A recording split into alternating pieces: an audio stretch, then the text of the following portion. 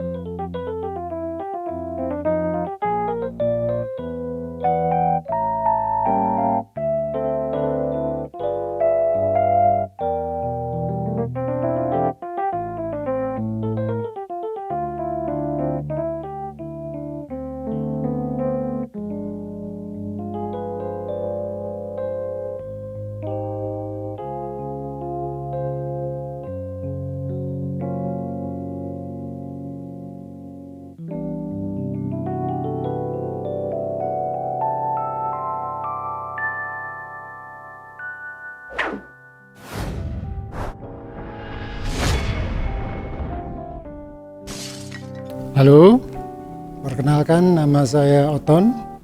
Saya pianis juga keyboardis. Main piano itu khusus piano dari tahun 1999. Awalnya dari keyboard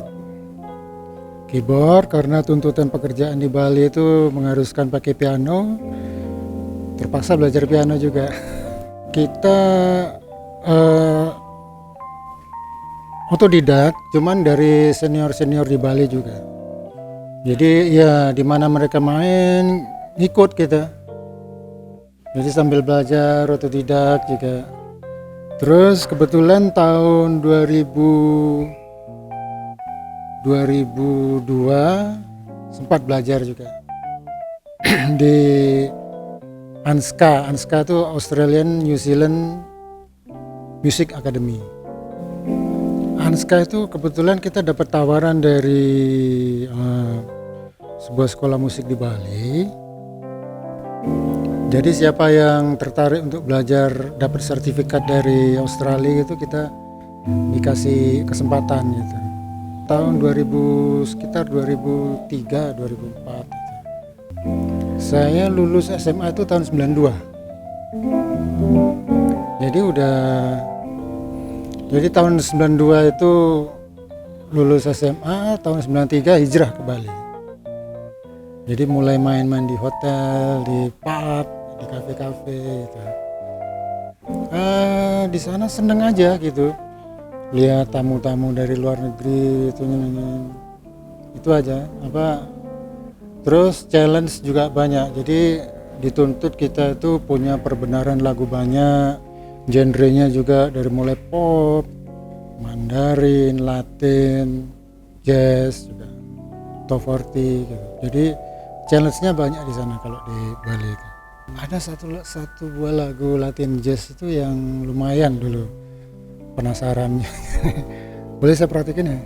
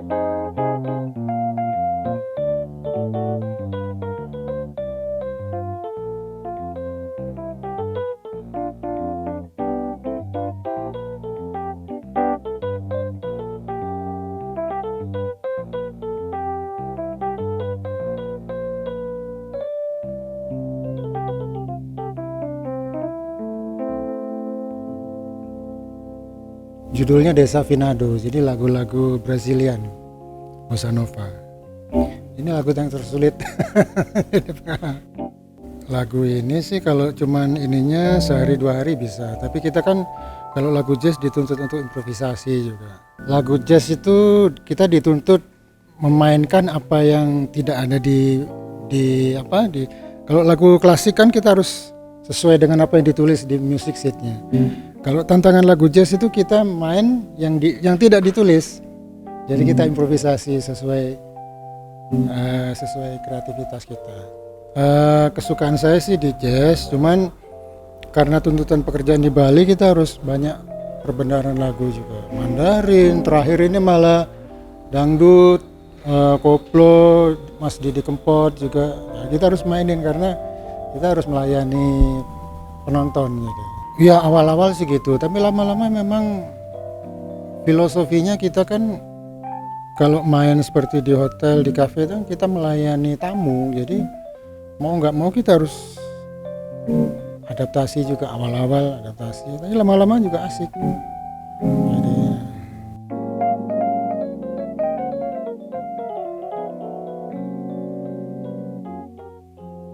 kalau jadi sih enggak, cuman yang bikin saya mengerti jazz itu satu, gitaris George Benson. Kedua, pianis dari Brasil Tania Maria. Dari mendengarkan apa yang lagu yang mereka mainkan, akhirnya mengerti jazz itu. Jadi kita harus memang dituntut kreatif, improvisasi gitu. Kalau keyboard sejak kecil tuh lihat dari ayah saya. Kebetulan ayah saya pemain gitar juga, keyboard juga. Lupa ya itu karena masih SMP itu. Oh ada dulu lagu rock, kebetulan lagu di Purple itu. Dari situ kan.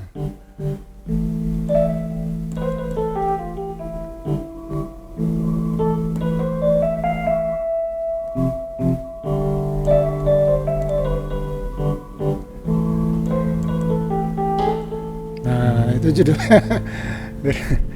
Yang di luar negeri itu ada beberapa. Tadi sudah saya sebutin George Benson, gitaris jazz, Tania Maria, Cik Korea juga. Kalau dalam negeri itu musisi, saya suka karya Iwan Fals, Chrisye juga. Nah ada yang artinya yang berpengaruh besar itu kalau dulu sih ikut-ikut zaman festival rock, ada Mas Joki Surya Prayogo juga, terus keyboardnya El Pamas saya lupa namanya itu. Dulu kebetulan ayah saya kan di perkebunan, jadi anak-anak perkebunan itu bukan band, bukan grup ini. Terus SMA dulu ada band, ada Tornado Band di Jember dulu, terus ada Asteroid Band gitu dulu. Sempat gabung sama teman-teman dulu. Tato itu band ketiga itu. Band ketiga. Tapi sebelum bergabung udah lama sih, udah dari mulai masih sering ketemu, cuman belum sempat klik jadi satu grup.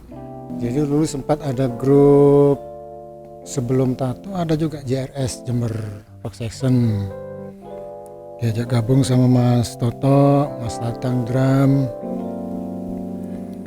Terus beberapa bulan kemudian ada Mas Didi ngajakin rekaman di Jakarta gitu. Ya itu terus bikin lagu. Kalau yang karya saya Satu Senyum Saja itu. Kebetulan malam-malam di Istana Musik lagi nemenin Mas Toto, Mas Tatang ngajar, saya dengan Mas Didi berdua di ruang piano bikin lagu itu.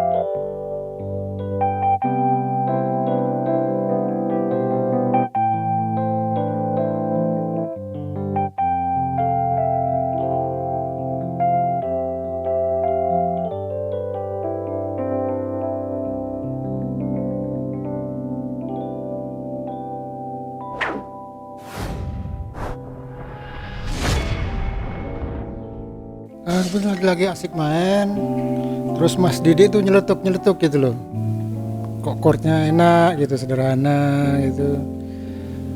Nah, terus terang itu lagu Satu Senyum itu kisah cinta pribadi Mas Didi itu, vokalis. Yang menarik itu saat kita recording, jadi masuk di dunia recording itu kayak sepertinya kita masuk di dunia lain gitu loh. Awalnya kita kan dari panggung ke panggung, kita bebas main. Ternyata waktu recording itu kita harus juga menyesuaikan tuntutan pasar gitu ya. Tantangannya untuk menahan ego itu. Nah, kadang-kadang apa yang kita ciptakan itu di dunia recording itu belum tentu pas, belum tentu disuka sama orang. Itu tantangan yang tersulit. Sebelum itu ada waktu album pertama itu ada lagu Ku Ingin itu, genrenya ada influence dari pop barat. Kalau untuk dunia musisi enak itu lagu, cuman kalau didengerin pasar itu kurang kena.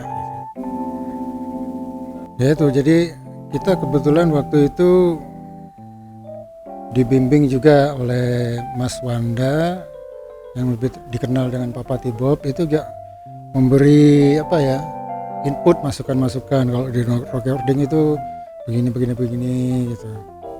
Awalnya sih Mas Erwanda itu awalnya juga gabung sama Iwan Fals, juga sama Dul Sumbang di Ancol. Di situ ada pasar seni. Awalnya mereka di situ, cuman berjalan waktu aliran sendiri-sendiri, mereka punya masing-masing punya. Jadi kebetulan waktu itu kan label kita di Blackboard. Nah di Blackboard tuh ada, saya lupa namanya, itu bagian mastering. Jadi saat pertama mastering itu kita usul ke, saya lupa namanya, Mas dari Semarang itu. Cuman dia bilang kalau settingan mastering sound yang kita pinginnya tuh yang wah gitu loh, kayak musik-musik barat. Cuman nanti karena dia udah pengalaman di situ, didengerin sama bos pasti ditolak. Soundnya itu kurang Indonesia gitu, istilahnya kurang ngejreng gitu loh, terlalu rapi, terlalu mulus, itu bosnya nggak suka gitu. Sound itu pengaruh juga. Padahal alatnya waktu itu udah canggih, udah pakai sample cell, jadi pakai modul komputer sound-soundnya. Bukan beda sound engineer. Yang album kedua pakai Mas Vicky Van Houten.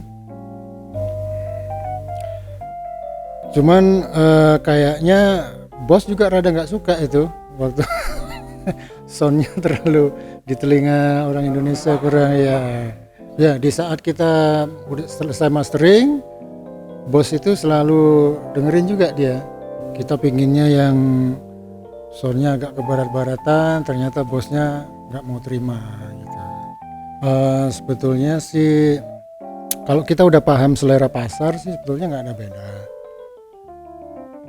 Cuman kalau nasional kita distribusi waktu itu Mas, kita kan masih media kaset, butuh biaya banyak. Jadi kalau kita nggak nempel sama major label, hasil karya kita itu nggak bisa sampai meluas ke misalnya ke Aceh, mungkin hanya scoop indie label di Jawa aja. Terus biaya untuk promo jika itu butuh modal besar. Makanya kita merapat ke major label supaya bisa promonya itu di TV, di koran, itu aja. Bisa-bisa aja kita indie, cuman itu biayanya kita nggak bisa, scoopnya nggak bisa luas. Oh iya, waktu untuk performance juga mendukung. Jadi istilahnya kita harus ngartis. Di saat kita performance di TV itu juga kita memang harus agak nyentrik istilahnya itu. Jadi sesuai dengan kepantasan, musisi itu harus begini. Kalau cuma pakai ya itu aja tantangannya. Kita terpaksa harus ngikutin aja gitu, sesuai genre lagunya itu. Cuman ada beberapa sih band-band yang pakai baju, istilahnya baju adat Jawa, pakai belangkon biar nggak sama dengan ada juga. Kalau recording zaman sekarang dengan media komputer tuh enak. Jadi ada kemudahan-kemudahan, editingnya mudah. Kalau zaman dulu kita harus pakai pita reel tuh, keliru kita harus ngulang juga dari awal. Kalau zaman-zaman tahun-tahun 90-an. Nah, jadi kalau dengan adanya komputer tuh tantangannya nggak seberat zaman dulu gitu. Kalau sekarang udah zaman digital, misalnya main piano satu bisa di copy paste ke berapa kali, lebih mudah sekarang. Tapi kalau zaman dulu challenge tantangannya lebih gini. Ada standar, jadi standar untuk mixer di studio recording ada sendiri, minimal Tascam zaman dulu itu. Kalau sekarang dengan ada media komputer lebih mudah, asalkan sinyalnya nggak overload, nggak noise, itu udah gampang. Kalau saya sekarang sih sama aja, recording juga suka, live juga suka. Cuman kalau live itu kan kita ada interaksi dengan penonton tuh, jadi energi kita juga lebih fresh kayaknya kalau live itu. Ya kalau istilahnya kalau band recording skup nasional kita pengalamannya ya kemana kita datang itu dilulukan gitu loh. Wawancara di mall, wawancara di radio itu pasti ada fans-fansnya, pengen foto bareng, pengen minta tanda tangan gitu aja. Kebetulan dulu basecamp kita di Bandung. Nah, yang jagain basecamp kita orang Bandung juga, teman. Selalu terima telepon. Ada datang. Zaman dulu masih telepon ini kan, telepon belum ada handphone. Ya itu pengen ketemu ngobrol-ngobrol gitu, foto-foto gitu aja. Ya dilarang-larang. Terus waktu dulu itu Mas, lagu itu paling panjang nggak boleh lebih dari 5 menit. Karena menyesuaikan dengan di TV juga. Ya kita dibatasi juga. Nggak enak aja gitu. Biasa kita main bebas gitu. Terus harus 4 bar atau 8 bar, solonya bagi-bagi dengan gitar gitu. Mereka orang-orang studio itu enak juga karena mereka udah mengalami ketemu sama artis-artis yang lebih ngetop. Jadi cara penyampaiannya juga bagus. Ya, kepingin kayaknya. Cuman harus ini konsepnya baru juga, materi baru ya sesuai dengan sikon sekarang lah. Kalau genre tetap. Cuman musik zaman sekarang kayaknya lebih ada era digital gitu EDM. Nggak bisa karena udah karakter tuh Mas. Jadi yang namanya itulah kalau kita label recording nasional, karakter itu ciri itu yang jadi trademark. Jadi nggak boleh sama dengan grup lain. Terutama vokalis itu sangat ini sekali. Kalau pemain keyboard atau pemain drum gitar yang ganti nggak masalah. Kepingin, cuman yang namanya produser kan harus ada modal besar juga. Itu aja, modal, sarana juga. Ada satu lagu judulnya Lupakanlah, itu album pertama. Iya, kalau istilahnya kalau kita nggak ada karya itu nggak dikenal gitu.